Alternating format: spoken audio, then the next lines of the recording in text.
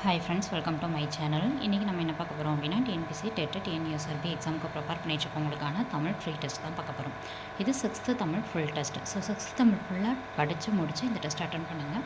கண்டிப்பாக உங்களுக்கு யூஸ்ஃபுல்லாக இருக்கும். வாங்க பார்க்கலாம்.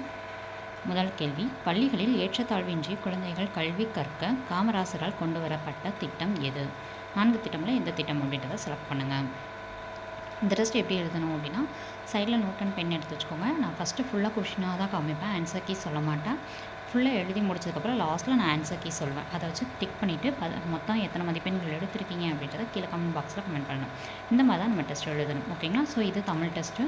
உங்களுக்கு சோஷியல் டெஸ்ட் வேணும் அப்படின்னா, அதாவது குவாலிட்டி டெஸ்ட் வேணும் அப்படின்னா, நம்மளோட இன்னொரு சேனலில் வந்து குவாலிட்டி டெஸ்ட் வந்து போயிட்டுருக்கு. டெலகிராம் சேனலோட லிங்க் கொடுக்குறேன், ஜாயின் பண்ணி அதில் குவாலிட்டி டெஸ்ட் அட்டன் பண்ணுங்கள், ஓகேங்களா? ஸோ ஒரே இதில் வந்து குவாலிட்டி தமிழ் எல்லாமே குழப்பி கொடுக்கக்கூடாதுன்றதுக்காக தனித்தனியாக கொடுத்துட்ருக்கோம்.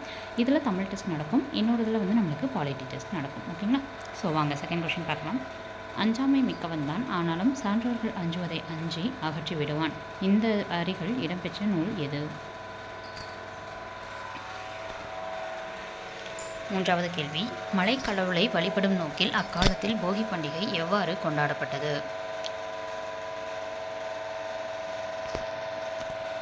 நான்காவது கேள்வி, உள்ளுவது எல்லாம் உயிர் உள்ளல், மற்றது தள்ளினும் தள்ளாமை டேஸ். இந்த இடத்துல என்ன சொல் வந்து வரும்? இந்த டேஸ் இருக்கிற இடத்துல மற்றதுன்னு வரணும். பிரித்து எழுதுக.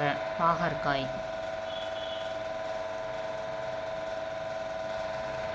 ஆறாவது கேள்வி, கொங்கு அலர்த்தார் சென்னி குளிர் வெண்குடை போன்று இவ் அங்கன் உலகு அளித்தலான். இந்த வரிகளை பாடியவர் யார்?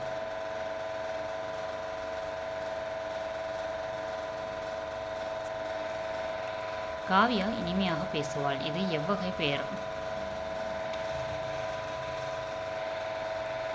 நடுவு நின்ற நன்னெஞ்சினோர் என்னும் பட்டினப்பாலை வரிகள் எதனை விளக்குகிறது? ஆ இ ஆகிய சுட்டு எழுத்துக்கள் அந்த இந்த என மாற்றம் பெறுவது.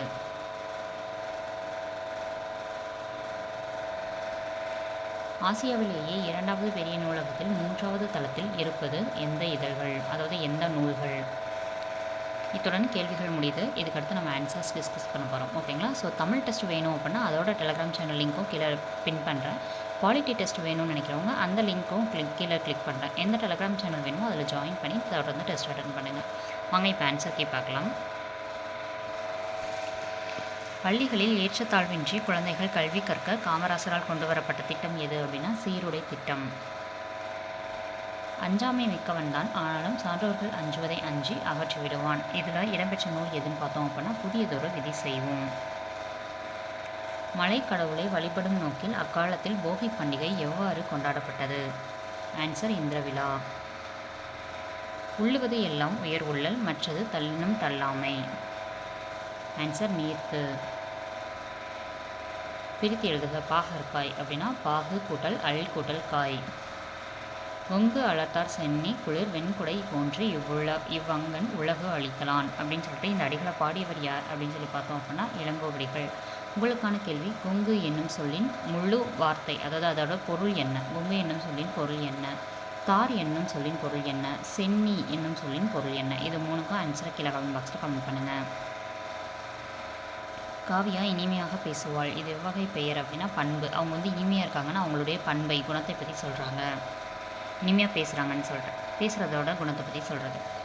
நடுவு நின்ற நன்னெஞ்சினோர் அப்படின்னு சொல்லிட்டு பட்டினப்பாலை வரிகள் எதனை விளக்குகிறது அப்படின்னா வணிகர்கள் நேர்மையாக இருப்பாங்க, நடுவில் தான் இருப்பாங்க, குறைய கொடுக்கவும் மாட்டாங்க, குறைய வாங்கவும் மாட்டாங்க. இந்த மாதிரி வந்து தெளிவாக சொல்லியிருப்பாங்க, ஓகேங்களா? நடுவில் தான் இருப்பாங்க அப்படின்ற மாதிரி. ஆ இ அப்படின்றது அந்த இந்த அப்படின்னு சொல்லிட்டு மாறுது இல்லையா? ஸோ அதை தான் நம்ம என்னென்னு சொல்லுவோம் அப்படின்னா சொட்டு திரிவு. இந்த ஆன்றது அந்தன்றது திரிஞ்சு வந்திருக்கதான் சொட்டு திரிவு.